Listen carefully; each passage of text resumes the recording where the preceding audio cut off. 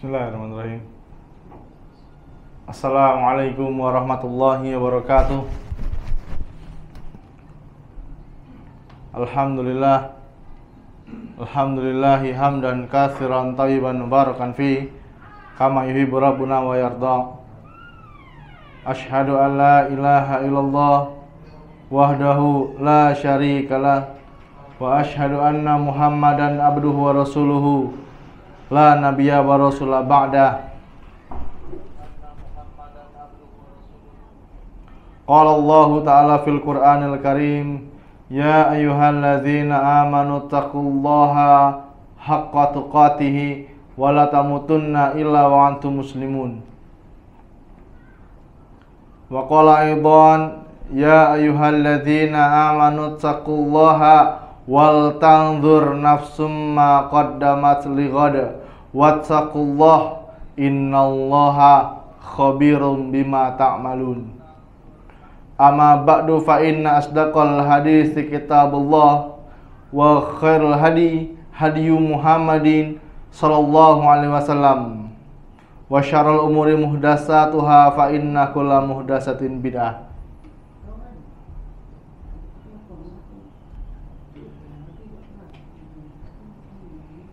Ikhwan fillah, nasallallahu wa iyyakum. Kita bersyukur atas segala nikmat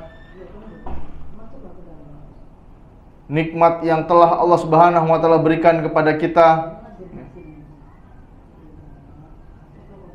Karena kalau bukan karena nikmatnya, tidak mungkin saat ini kita bisa berada di tempat ini.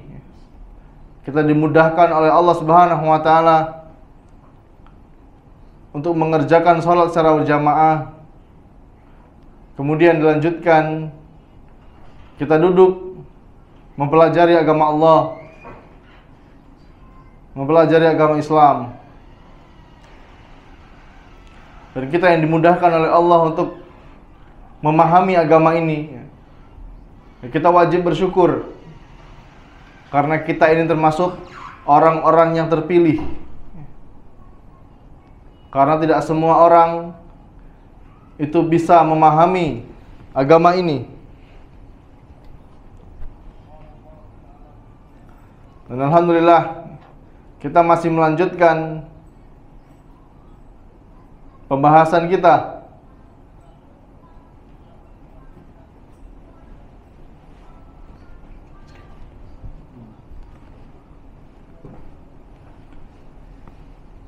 tentang jihad. Jangan sampai kita salah memahami tentang jihad.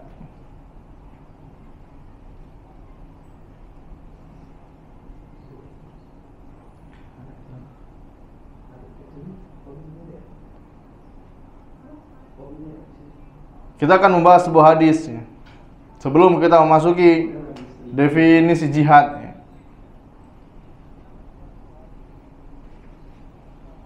Tentang sebuah hadis yang dibawakan oleh sahabat yang mulia Abu Hurairah radhiyallahu anhu. Bahwasanya beliau berkata, qila lin nabiyyi sallallahu alaihi wasallam, dikatakan kepada Nabi Muhammad sallallahu alaihi wasallam, ma ya'dilul jihad fi sabilillahi azza wa jal. Amalan apa yang setara dengan jihad fi sabilillah? Kemudian qala Nabi Muhammad SAW berkata, la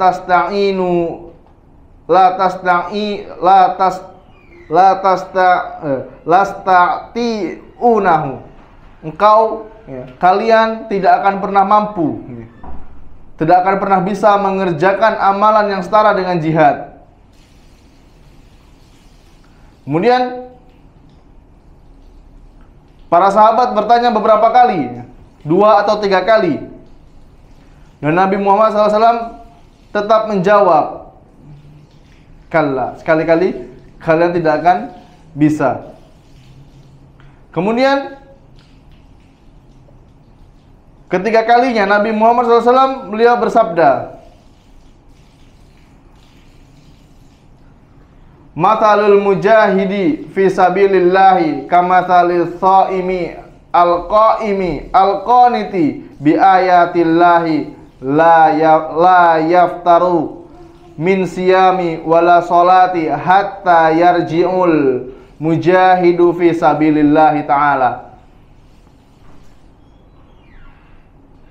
Perumpamaan orang yang berjihad di jalan Allah itu seperti orang yang berpuasa, salat dan khusyuk dengan membaca ayat-ayat Allah. Dia tidak berhenti dari puasa dan salatnya sampai orang yang berjihad di jalan Allah Subhanahu wa taala itu kembali. Jadi dari keluar rumah, kalau dia diniatkan jihad, nanti kita akan bahas definisi jihadnya. Itu sama seperti orang yang sedang berpuasa, sholat secara khusyuk dan membaca ayat-ayat Allah. Ini keutamaan yang sangat besar ya. Dan secara bahasa ya, definisi jihad itu diambil dari kata jahada. Jahada atau al-jahdu atau al-juhdu, yang artinya kekuatan atau susah payah, usaha. Ini secara bahasa. Adapun secara istilah atau terminologi, jihad adalah memerangi orang-orang kafir, yaitu berusaha dengan sungguh-sungguh mencurahkan kekuatan dan segala kemampuan, baik dengan perkataan maupun dengan perbuatan.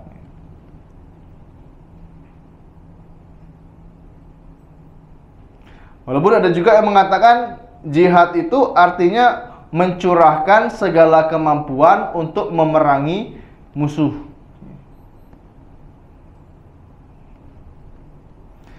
Ini ikhwan ya, jihad itu terbagi menjadi 3 macam. Jihad itu terbagi menjadi 3 macam. Yang pertama yaitu jihad melawan hawa nafsu. Itu yang terakhir, yang paling ringan. Ringan tapi berat. Gimana ya? Yang paling utama itu jihad melawan musuh yang nyata. Itu ketika kita berperang melawan orang-orang kafir. Kemudian jihad melawan setan. Jihad melawan setan.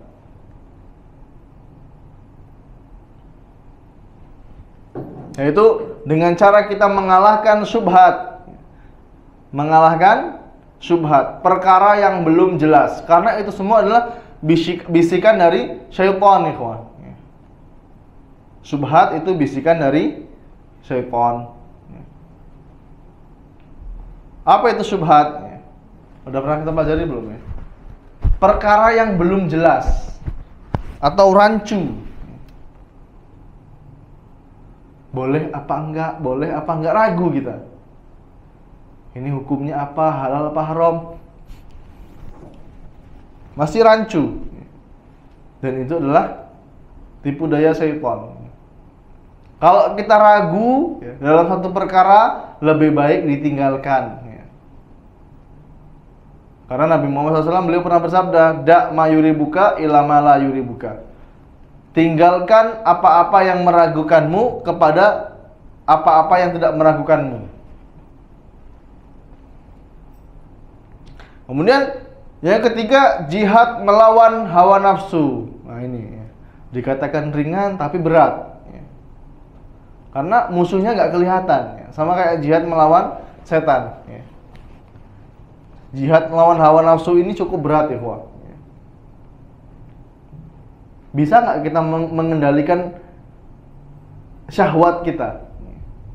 Syahwat perut ya, atau yang di bawah perut. Ini luar biasa nih. Kalau kita nggak bisa kontrol, sudah selesai kita. Karena 3 hal tadinya itu tertulis dalam Al-Quran, surat Al-Hajj ayat yang ke-78.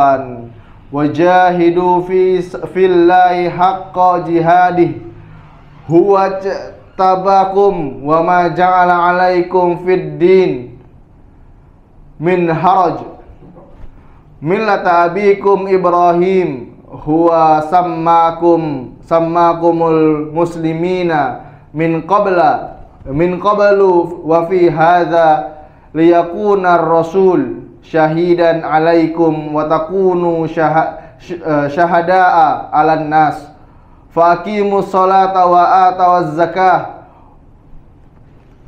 wa tasimu billah huwa maulakum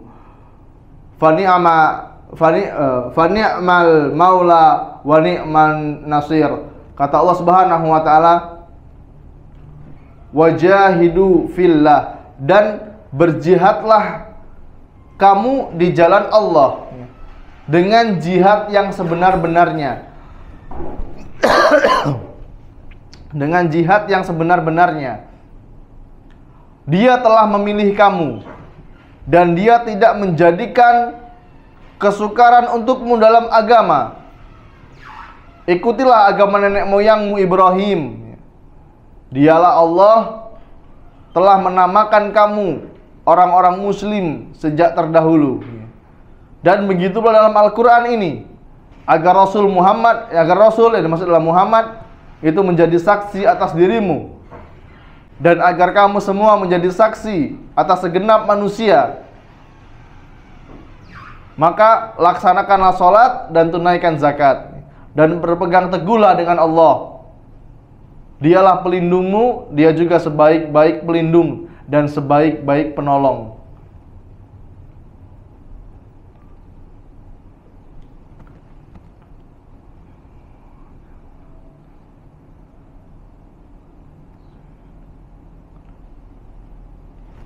Kemudian Allah Subhanahu wa taala juga berfirman dalam surat Taubah ayat yang ke-41. Anfiru khifafa wasiqala wajahidu bi amwalikum wa anfusikum fi sabilillah. Zalikum khairul lakum in kuntum ta'lamun. Berangkatlah kamu, baik dengan rasa ringan maupun dengan rasa berat, dan berjihadlah dengan harta dan jiwamu di jalan Allah. Zalikum khairul lakum in kuntum ta'lamun. Yang demikian itu adalah lebih baik bagimu jika kamu mengetahui. Karena ini sesuatu yang bisa jadi dibenci oleh sebagian kaum muslimin. Kita dipaksa untuk meninggalkan keluarga kita, berperang untuk menegakkan kalimat Allah Subhanahu wa taala, kalimat la ilaha illallah. Resikonya apa? Ya terbunuh. Kalau udah terbunuh nggak bisa ketemu lagi sama anak istri. Ya, ini adalah tipu daya syaitan, ikhwah. Ini adalah tipu daya syaitan.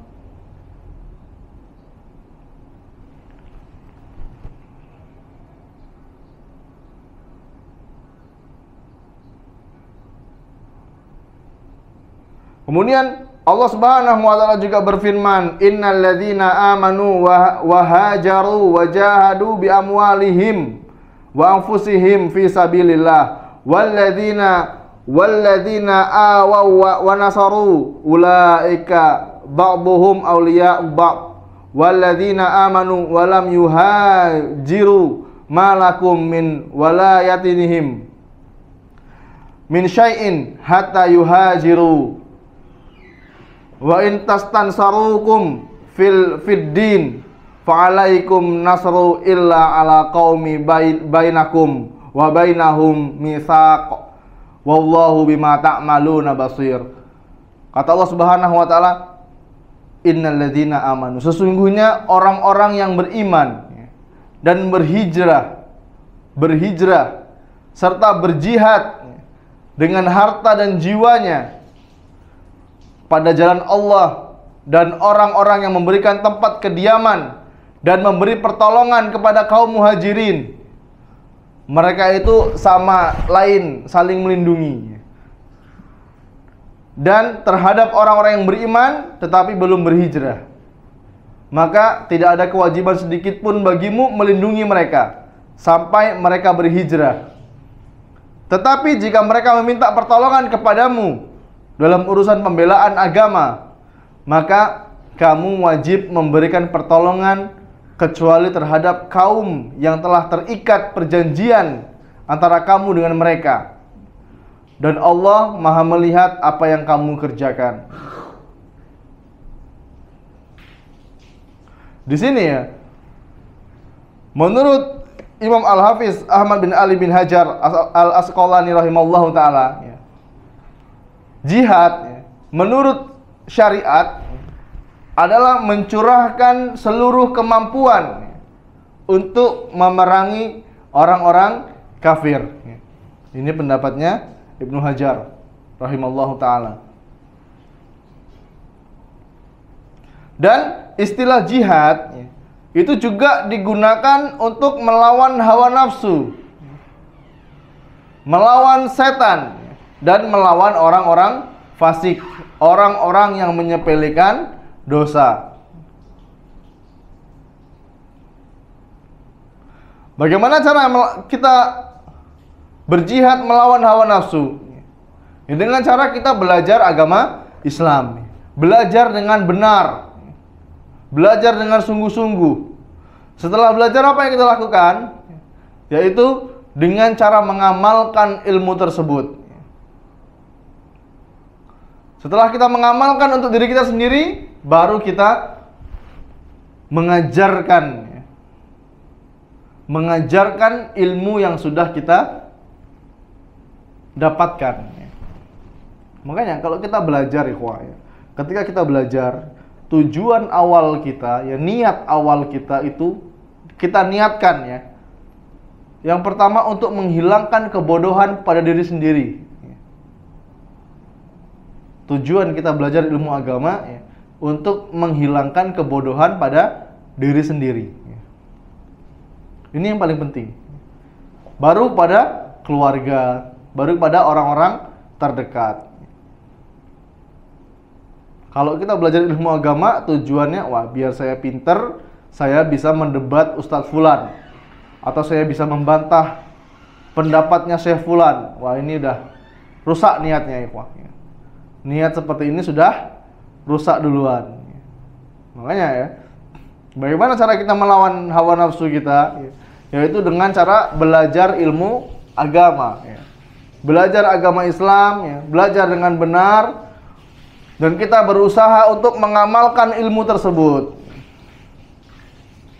Itu berjihad melawan hawa nafsu. Sedangkan jihad melawan setan dengan cara kita menolak segala syubhat dan syahwat yang selalu dihiasi oleh syaitan. Syubhat dan syahwat ini dua hal yang selalu dihias-hiasi oleh syaitan. Syahwatnya apa? Ya kita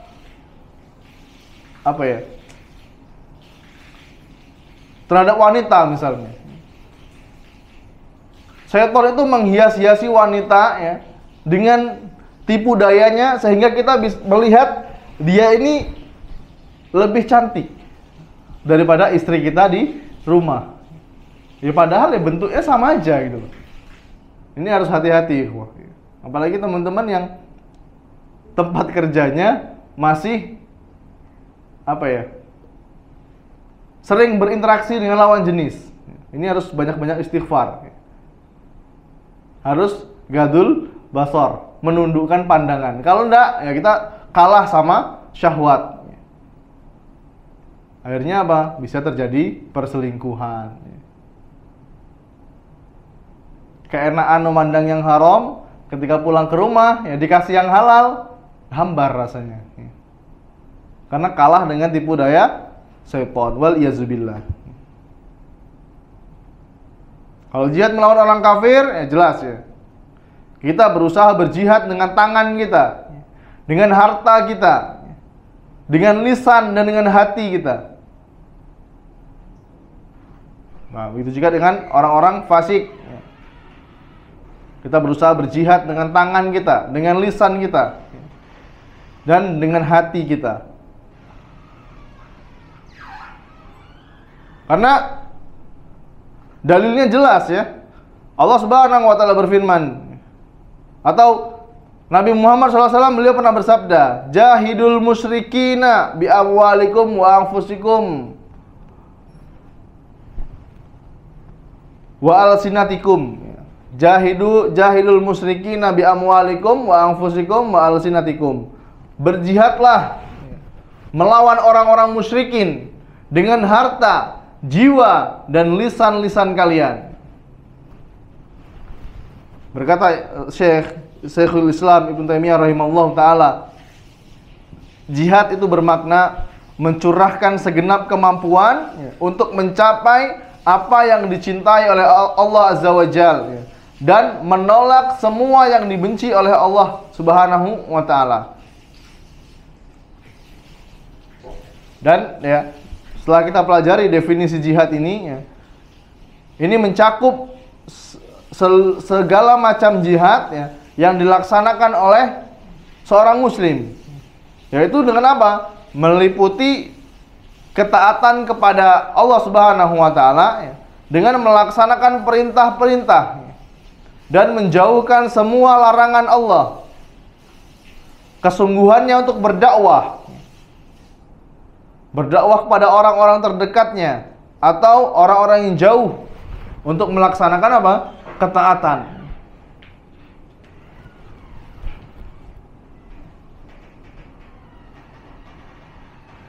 Masya Allah.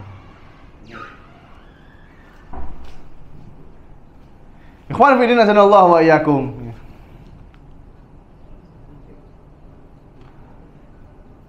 Jihad fisabilillah. Ini fisabilillah ini sering digandengkan dengan kalimat jihad. Ini memiliki banyak sekali keutamaan. Banyak sekali keutamaan dari jihad fisabilillah.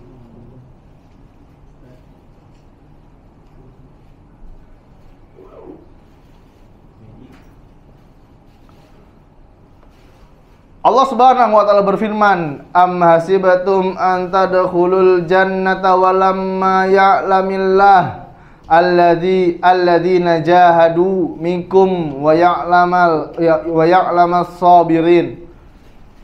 Kata Allah Subhanahu wa taala, apakah kamu mengira bahwa kamu akan masuk surga padahal belum nyata bagi Allah orang-orang yang berjihad di antara kamu dan belum nyata orang-orang yang bersabar.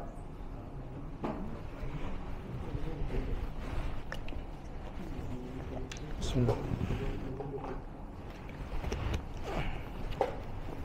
Kemudian Rasulullah SAW, beliau juga pernah bersabda, Ra'sul amril Islam wa amuduhu as-salatu wa zirwatu sanamihil jihadi fi sabilillah.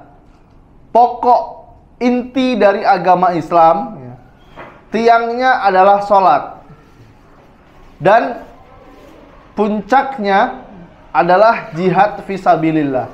Makanya sering kita dapatkan ikhwanya, bab jihad ini itu ditulis oleh para ulama di akhir-akhir, di akhir pembahasan.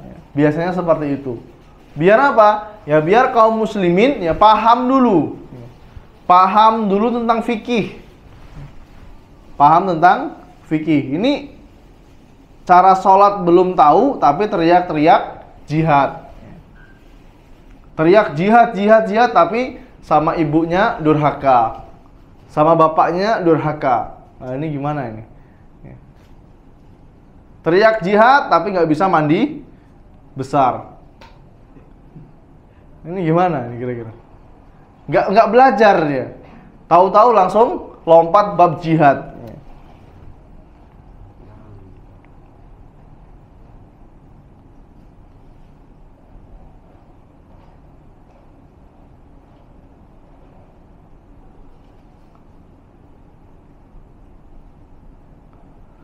Ibnu Qayyim rahimahullah ta'ala, beliau pernah berkata, orang-orang yang berjihad di jalan Allah Azza wa Jalla, mereka adalah tentara-tentaranya Allah.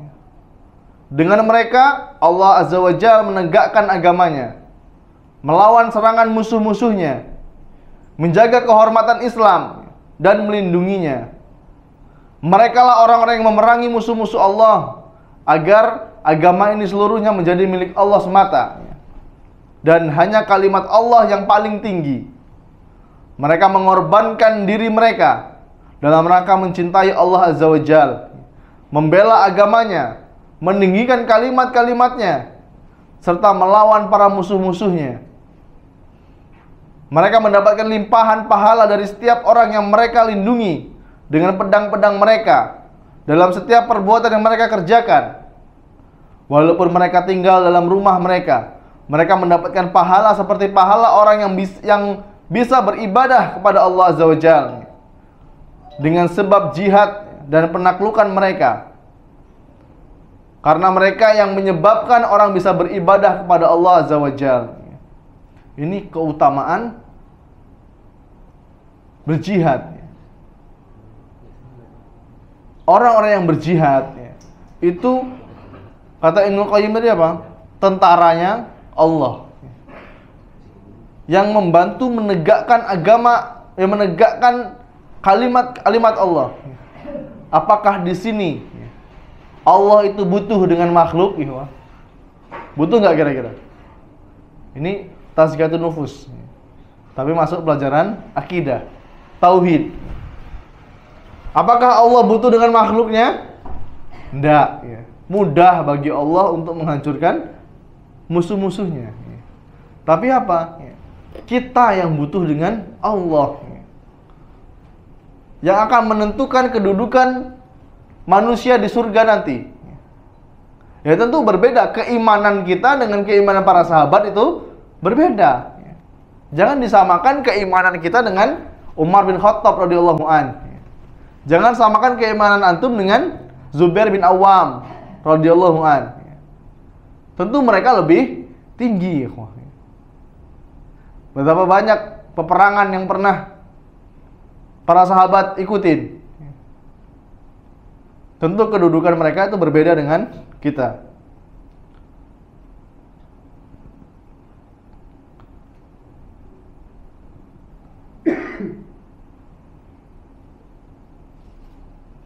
Dan orang yang berjihad itu sedang melakukan perdagangan.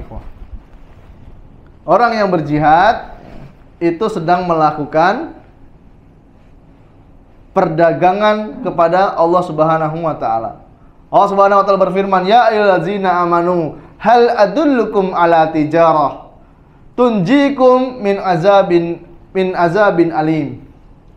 Wahai orang-orang yang beriman, mau nggak kalian aku tunjukkan suatu perdagangan yang dapat menyelamatkan kamu dari azab yang pedih? Ini Allah tanya. Allah tanya bukan berarti Allah tidak tahu. Allah tahu, ikhwan.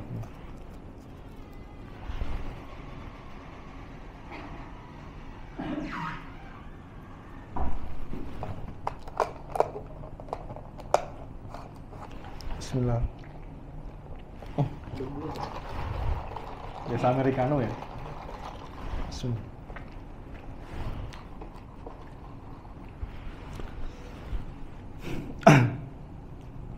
Ini keutamaan jihad itu sangat banyak ya. Bahkan ketika dia mati ya, insya Allah nanti kita bahas.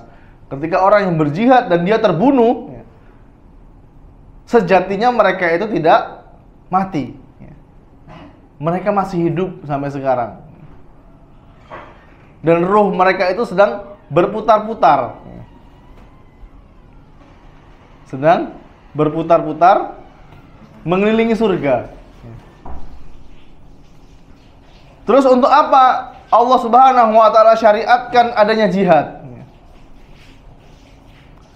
Jihad itu ya, disyariatkan untuk memerangi musuh Islam agar agama Islam ini tegak di muka bumi. Ya bukan sekedar membunuh. Berjihad itu bukan sekedar membunuh.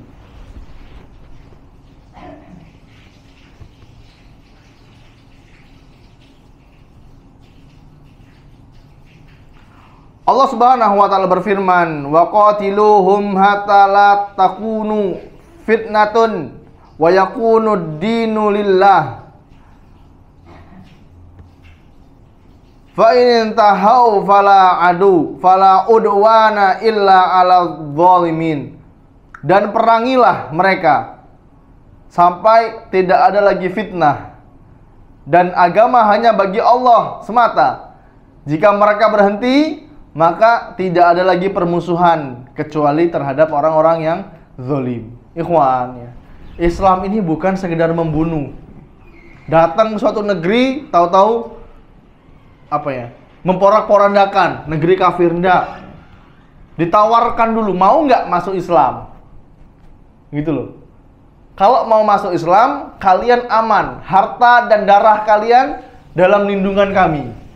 Tapi kalau kamu nggak mau masuk Islam, kamu bayar bahasanya upeti ke kami. Kamu nggak apa-apa dalam agamamu, kamu bayar upeti, kamu aman. Ini kalau udah nggak mau beriman, tidak mau bayar upeti, baru diperangi nih, wah. Jadi Islam itu biasa berbirokrasi. Menawarkan dulu, mau nggak kamu masuk Islam? Kalau kamu masuk Islam, harta kamu, anak-anak kamu, istri kamu aman, justru dimuliakan. Tapi kalau kamu nggak mau masuk Islam, kamu bayar upeti sama kami. Kalau kamu nggak mau masuk Islam, nggak mau bayar upeti, baru perang. Kalau kalah gimana? Kalau mereka kalah, hartanya kita hanya hak milik kaum muslimin, dan laki-laki atau perempuannya jadi budak. Kalau zaman dulu masih ada perbudakan. Sekarang masih ada nggak perbudakan? Ada budak linggau. Budak kecil. Bukan budak seperti itu ya. Maksudnya budak yang nggak ada harga dirinya zaman dulu.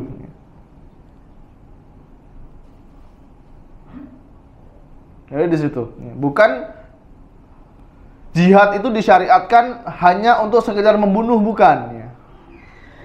Tapi untuk menegakkan agama Islam.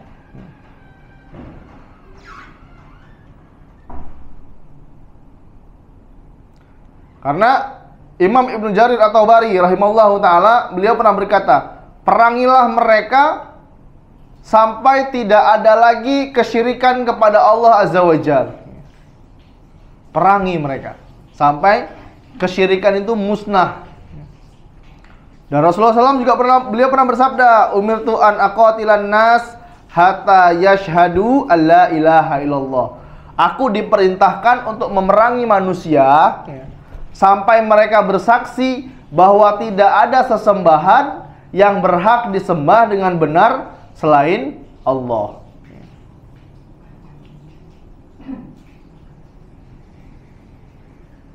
Ini tujuan disyariatkan jihad. Untuk apa tadi? Menegakkan kalimat Allah.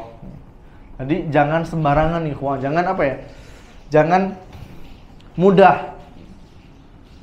Kalau kita lihat di media sosial ya, jangan bermudah-mudahan. Demo di depan kantor polisi bilang jihad fisabilillah, ya, Allahu Akbar, lempar kantor polisi pakai batu. Demo di depan kantor DPR misalnya, bawa spanduk kalimat la ilaha illallah, bawa bom molotov, tahu bom molotov nggak? Yang dari botol itu ya, lemparkan, takbir, Allahu Akbar. Ya emang mereka ini orang kafir yang diperanginya. Mereka masih sholat sama kayak kita. Ini sibuk jihad, ketika azan ditinggalkan sholatnya. Jamak, Ustaz. Ini bukan nggak masuk jamak ya, karena nggak ada uzurnya nggak syar'i. Justru banyak sekali kerusakan ya, setelah kegiatan seperti itu. Negara nggak berubah, kayak gini aja, kita malah dapat dosa. Awal tanda kemunafikan seseorang itu apa? Dilihat dari dia mencela pemerintah. Ini hati-hati. Walaupun dia muslim, dia mengatakan jihad, tapi suka mencela pemerintah. Ini nggak terjadi di kalangan awam saja, ya. Orang-orangnya, sebagian saudara-saudara kita yang sudah ngaji, ya, ini postingannya luar biasa, ya. Karena kalau udah berteman sama ikhwan kajian, ya, yang mulai postingannya itu mencela-cela pemerintah, udah unfollow udah. Nggak ada kebaikan lagi di situ. Apa urusan dia? Ngurusi politik itu apa? Wah, ini rezim munafik ini, Ustaz. Wah, mulai mencela-cela Presiden Joko Widodo ini. Subhanallah. Kita tahu apa tentang politik gitu. Coba kita hidup normal aja lah. Datang kajian ya. Atau pagi sampai sore kita cari nafkah, kerja. Sore kita kajian, malam kalau nggak sempet sore, malam bisa kajian. Tapi Ustaz, kalau dia masih duduk Ustaz, BBM naik Ustaz, Pertamax 20.000 Ustaz. Apa lagi? Beras jadi 20.000 per kilo. Antum ingin nggak zaman tahun 98, tahun-tahun mungkin kita masih kecil ya gitu ya, krisis moneter. Apakah mengurangi sedikit dari rezeki kita? Enggak. Setiap tahun naik terus. Kebutuhan pokok naik terus. Kalau tauhid kita benar, kita kan paham naiknya harga kebutuhan pokok tidak akan mengurangi jatah rizki. Tugas kita apa di dunia ini? Beribadah. Beribadah hanya kepada Allah Subhanahu wa taala, ya. Belajar ilmu agama udah. Baru kita mencari nafkah. Ini bukan dalil juga ya. Bukan dalil untuk 24 jam di masjid terus, enggak ya. Atau kajian bisa 5 kali sehari. Pada subuh, kajian duha, kajian pada zuhur, kajian habis asar, pada maghrib, isya kajian lagi. Nggak kerja dia. Kata Ustaz Dimas, tugas kita ini Ustaz, belajar. Loh kok nggak kerja Pak? Ya rezeki itu Allah yang ngatur Ustaz. Biarlah Allah yang ngatur rezeki kita. Kalau misalnya Allah mudahkan kita kaya, pasti kaya Ustaz. Oh ini gimana? Karena ini berarti ilmunya baru masuk tenggorokan, baru masuk kerongkongan, belum masuk ke hati. Ya, kecuali kalau kita punya apa ya? Punya aset atau punya aset yang bergerak lah ya, aset yang bisa menghasilkan lah. Kita punya tambang batu bara misalnya, kita punya tambang emas, nggak apa-apa, kajian sehari 10 kali nggak apa-apa ya. Karena income-nya masuk terus. Nah, kita sibuk mencari akhirat tapi keluarga kita terbengkalai. Ini kurang pas. Dan Allah tidak memuji orang yang 24 jam di masjid. Allah juga tidak memuji orang yang 24 jam itu kerja terus, mikirin dunia terus, enggak. Tapi gimana? Allah suka dengan orang yang dia bekerja, tapi ketika ketika masuk waktunya beribadah, dia tinggalkan semua pekerjaannya, dia segera menuju Allah Subhanahu wa taala.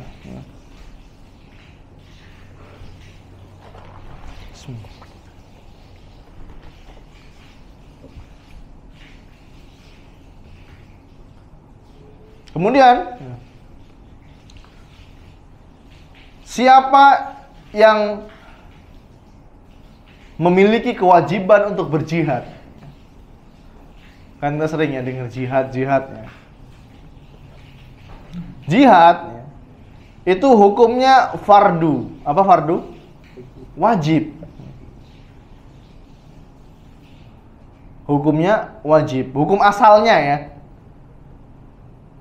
Dan berjihad melawan orang-orang kafir itu hukumnya fardu kifayah. Apa fardu kifayah? Ketika sudah dilakukan oleh sebagian kaum muslimin, ya, maka kewajiban kita gugur. Gugur kewajiban kita. Contoh dari fardu kifayah apa? Azan. Azan ini hukumnya fardu kifayah. Kalau satu orang udah azan, ya udah gugur kewajiban kita. Tapi kalau satu kampung nggak ada yang azan, satu kampung dosa semua. Kemudian kayak apa? Memandikan jenazah atau mengurusin jenazah. Ini hukumnya fardu kifayah. Kalau udah ada kaum muslimin yang mengerjakan, ya, maka gugur kewajiban kita. Ini udah dimandikan. Wah, aku belum memandikan ini. Mandikan lagi. Buka lagi kafannya. Wah, ini kurang pas ya. Wah, saya ini anaknya harus memandikan, padahal sudah dimandikan oleh kaum muslimin. Tidak seperti itu. Dan para ulama ya menyebutkan bahwa jihad itu menjadi fardu ain ya, ada pada 3 kondisi. Apabila pasukan kaum muslimin dan pasukan orang-orang kafir sudah bertemu berhadapan-hadapan di medan perang, maka tidak boleh mundur. Pantang bagi kita untuk mundur. Udah wajib berarti. Tapi kalau kita belum berangkat, masih di rumah, ini ada pertimbangan. Mampu nggak kita? Misalnya kita sehat nih, ya berangkat. Tapi kalau kita fisik kita sehat, besar, tinggi, belaga, ya kan? Tapi demam, ya udah tinggal berarti, sakit, uzur. Tapi kalau sudah berhadapan dengan kaum muslimin, nggak ada lagi uzur. Mau dia sakit, mau dia pengen BAB, nggak ada lagi urusan di situ. Yang penting apa? Perang dulu. Kalau menang, kita dapat harta. Misalnya kita berhadapan nih, membunuh fulan dari orang kafir. Semua barang dari ujung kepala sampai ujung kaki, harta dia itu menjadi milik kita. Budaknya, ya, untanya, apalagi kudanya, istrinya itu menjadi milik kita semua. Terus kalau kita mati gimana? Syahid kita. Kita mati syahid. Tapi kalau sudah berhadapan-hadapan kaum muslimin dan orang kafir, kemudian dia lari, takut, itu ciri-ciri orang munafik. Munafik ini.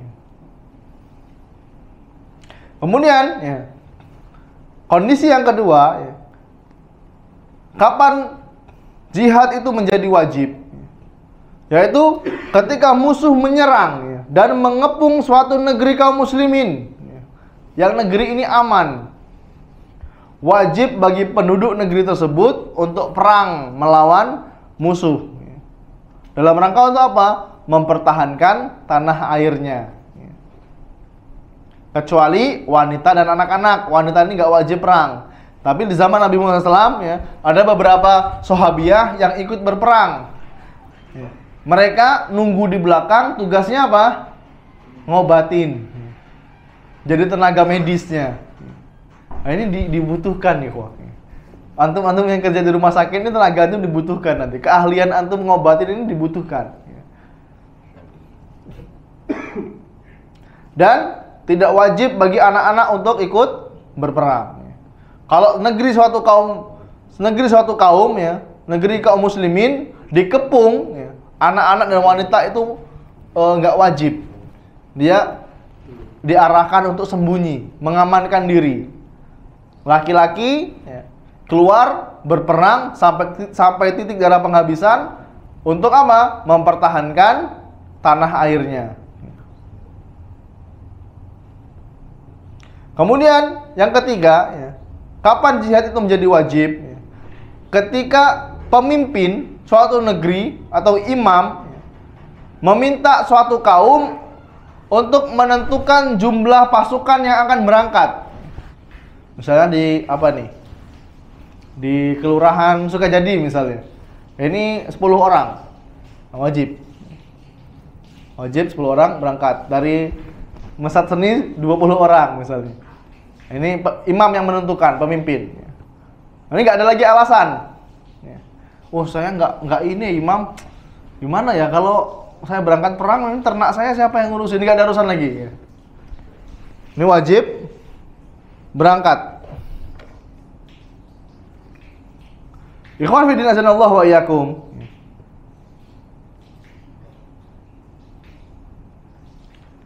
Berjihad itu ada kaidah-kaidahnya.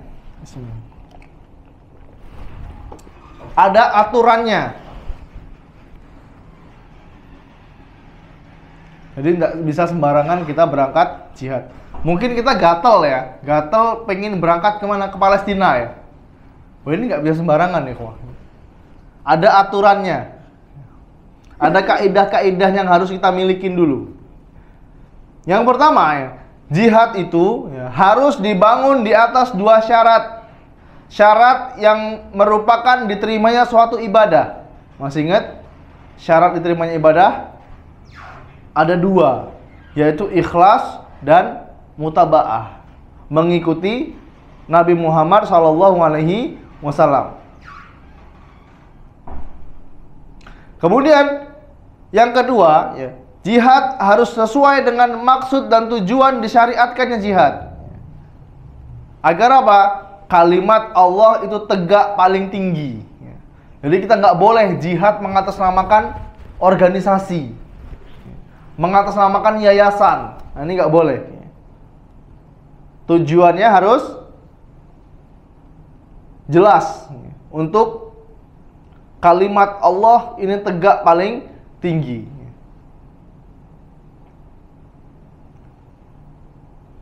Kemudian yang ketiga, yang namanya jihad, karena ini termasuk ibadah yang paling agung, harus didasari dengan ilmu dan pemahaman tentang agama. Karena ini termasuk ketaatan yang paling mulia. Puncaknya agama tadi apa? Jihad. Tiangnya apa? Sholat. Gimana kira-kira? Kalau bangunan, tiangnya ini 5 tiangnya nggak kompleks, nggak sinkron tiangnya. Roboh nggak kira-kira? Tiangnya nggak kokoh, ya pasti roboh. Gentengnya roboh, apalagi bubuhannya roboh. Puncaknya apa? Jihad itu tadi, ya pasti akan roboh. Makanya sebelum berangkat berjihad, ini harus paham dulu dengan agama. Yang namanya jihad itu harus paham dengan ilmu agama. Ini nggak boleh orang bodoh berangkat jihad, nggak boleh. Orang yang nggak paham fikih sholat nggak boleh berangkat jihad. Harus berilmu dulu dia.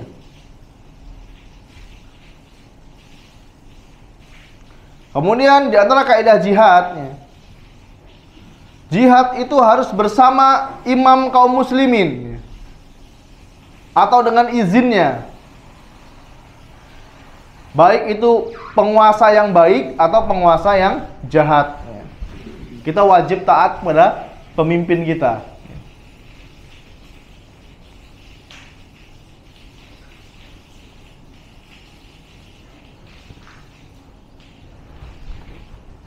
Karena Nabi Muhammad SAW beliau pernah bersabda, sesungguhnya imam itu adalah perisai. Dia akan diperangi dari belakangnya dan dia akan menjadi perisai dari depan. Jika imam itu menyuruh untuk bertakwa kepada Allah dan berbuat adil, maka dia mendapatkan pahala. Tapi jika dia menyuruh pada selain itu, maka dia akan mendapatkan dosa. Nah, ini. Jadi pemimpin itu berat. Bahkan para ulama atau para sahabat dulu selalu menghindar kalau disuruh jadi pemimpin. Ini bukan kita mengajukan diri. Saya aja jadi pemimpinnya, Pak. Ini kurang pas sih, Pak.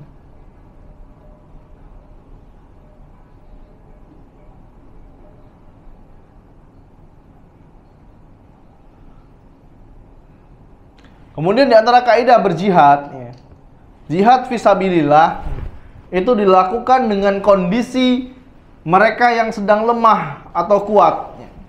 Kenapa demikian? Karena keadaan itu berubah-ubah sesuai waktu dan tempat.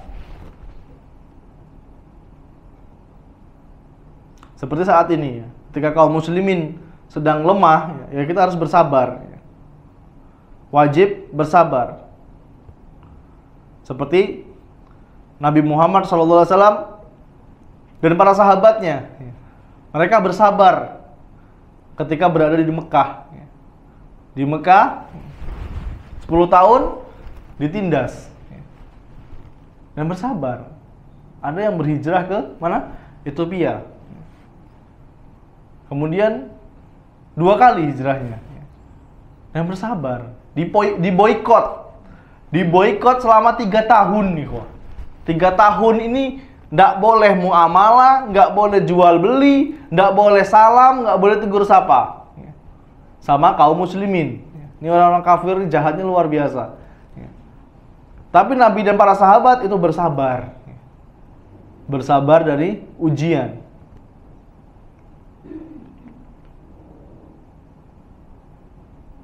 Kemudian yang namanya jihad harus menghasilkan kebaikan yang jelas. Tujuannya tadi apa? Untuk menegakkan kalimat Allah Subhanahu wa ta'ala. Tawarkan dulu, mau masuk Islam nggak? Kalau nggak mau, ya sudah, kamu bayar upeti sama kami. Kalau nggak mau bayar upeti, ya pasti mereka jarang yang mau, karena ya merasa nggak ada harga dirinya gitu loh. Wah, saya harus bayar tiap tahun sama ini nih, sama kaum muslimin. Udah.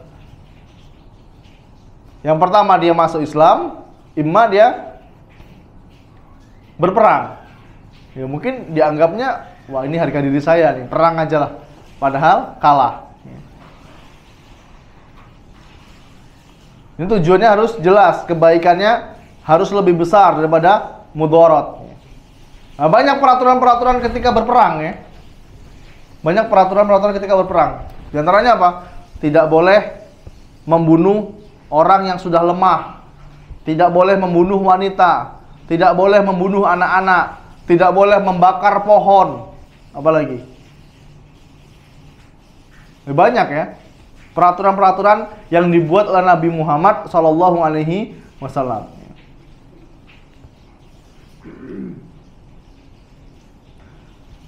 Ala kulli hal, kesimpulan dari pembahasan kita, wajib bagi kita untuk berhukum kepada Al-Quran dan Sunnah Nabi Muhammad SAW, baik itu dalam perkara kecil maupun perkara besar. Sering kita jelaskan di sini, agama Islam itu agama paling lengkap. Sudah dijelaskan semua. Dari apa? Bangun tidur, doa bangun tidur, masuk kamar mandi, sampai jihad fisabilillah. Cara-caranya sudah diajarkan semua. Apalagi sekedar naik kendaraan, berbakti kepada orang tua. Ini semua sudah diajarkan dalam agama Islam. Dan wajib bagi kita untuk berhukum kepada Al-Quran dan Sunnah.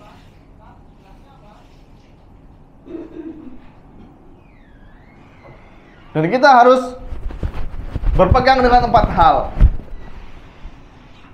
Di antaranya, kita harus yakin dengan segala hal yang sahih. Kita harus berniat dengan ikhlas ketika beribadah.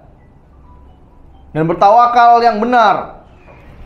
Tawakal yang benar tadi apa? Tawakal disertai dengan ikhtiar. Jangan tawakal aja tapi tidak ikhtiar. Dan mengikuti contoh Nabi Muhammad SAW. Wallahu